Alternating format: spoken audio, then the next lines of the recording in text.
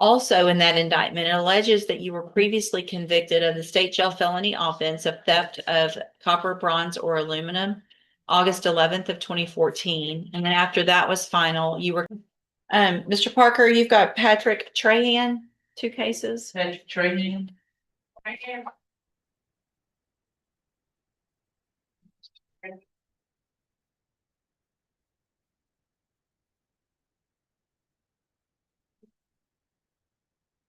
There's actually 3 cases, one of them being dismissed. Thank you. Judge, that was based on the fact that you just came back confident with trying to dispose of that situation, that window. So, which one's being dismissed? The 9-6, what I rented once, I mean, 1-6. 1916. Okay. Good morning. Are you Patrick Treyan? Yeah. And Mr. Treyan, I'm going to take judicial notice of the court's file in all of his cases. Mr. Treyan was evaluated for competency by Dr. Gapon.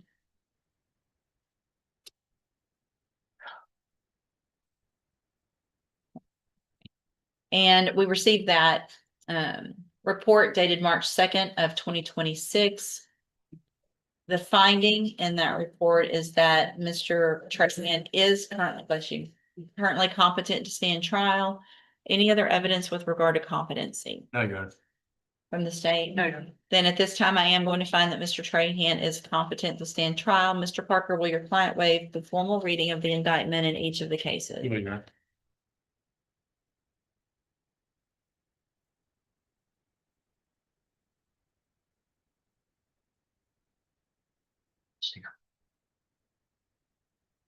And are we going on count one only? On the assault on a peace officer? Yes, Your Honor. We may need to go on both on the stage.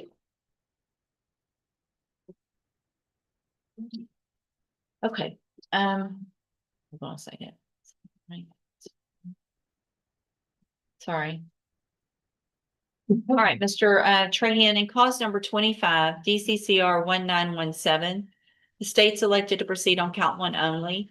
It alleges you committed the second-degree felony offense of assault on a peace officer, and that's from November 18th of 2025. And how do you plead to that charge? Are you pleading guilty freely and voluntarily? And are you pleading guilty because you actually did what they charged you with?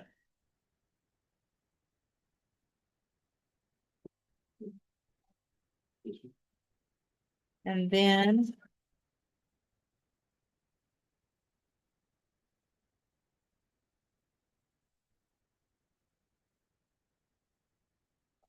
takes a minute for me to get it.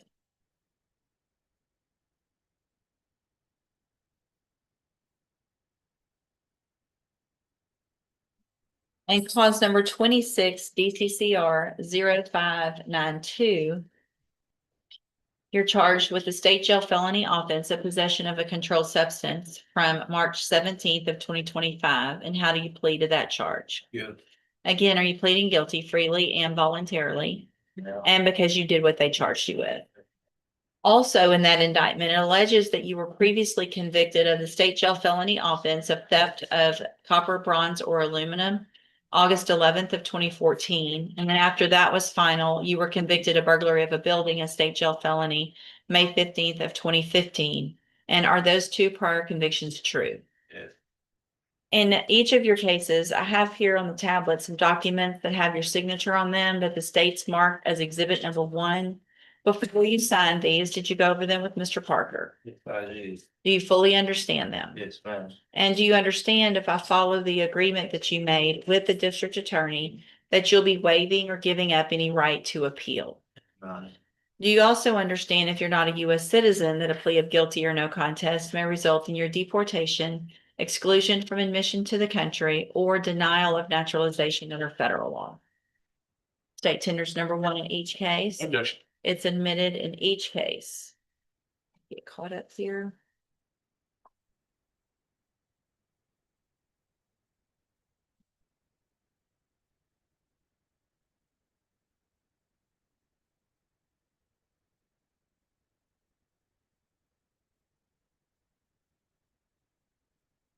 right, sir, I'm going to find that you entered your pleas of guilty in each of your cases freely and voluntarily. Find that you entered your pleas of true also in the second case freely and voluntarily. Find again that you're mentally competent, that you understand the nature and the consequences of your pleas. And cause number 25, DCCR 1917, find sufficient evidence to find you guilty, and at this time find you guilty of assault on a peace officer. Sentence you in accordance with your agreement to a term of 5 years in the institutional division of the Texas Department of Corrections. You will receive credit on that sentence for any time that you've been in custody that the law gives you the right to receive. And then in cause number 26, DCCR 0592, find sufficient evidence to find you guilty, and at this time find you guilty of the state jail felony offense of possession of a controlled substance. Find those 2 prior convictions true. Sentence you in accordance with your agreement to a term of 5 years in the institutional division of the Texas Department of Corrections. You will also receive credit on that sentence for any time that you've been in custody that the law gives you the right to receive. Those 2 cases will run concurrently, which means together at the same time. I'm handing you in each of those cases the trial court certifications that shows that these were agreements that I followed, and so you've waived your right to appeal. I also handed you a trial court admonishment, or the written admonishment regarding your ineligibility to possess a firearm or ammunition. Because of the judgments entered against you, you're ineligible under Texas law to possess a firearm or ammunition. Possession of a firearm or ammunition could lead to charges against you. If you have questions about the laws that make you ineligible to possess a firearm or ammunition, or about how long that lasts, you can talk with Mr. Parker. All right, and I will sign that dismissal now in cause number 25, DCCR 1916. All right, you can go back with the bailiff. See, Mr. Lewis, you have William Miller. Yes. William Miller. And this is Mr. Coleman. Yeah, I think he's, the report came back incompetent. Correct. Good morning. Good morning. Since I hadn't, the only cases got reset, so I Tom would say. That's nice of you. Good morning. Are you William Miller? Yes, ma'am. And this is 26 DCCR 0063. Mr. Miller's charged with the offense of robbery.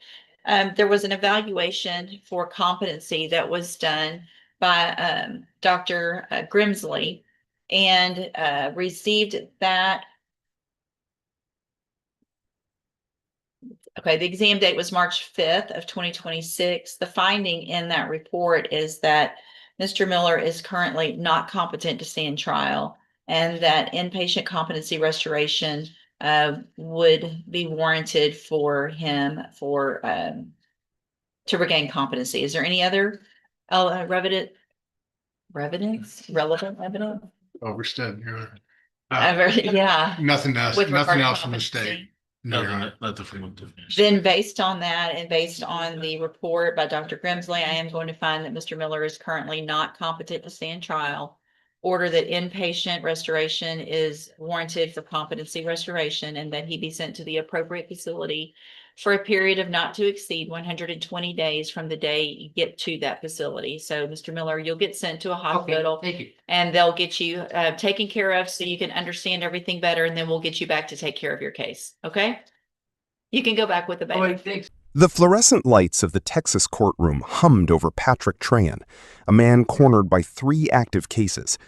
First came the competency evaluation by Dr. Gappin, a clinical stamp declaring Patrick fit to stand trial, though his fractured responses suggested otherwise.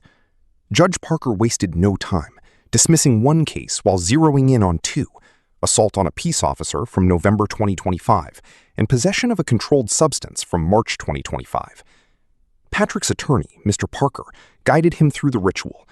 "Do you plead guilty freely and voluntarily?" the judge asked. Patrick whispered, "Yes." But when pressed again, "Because you actually did what they charged you with?" a chilling pause followed.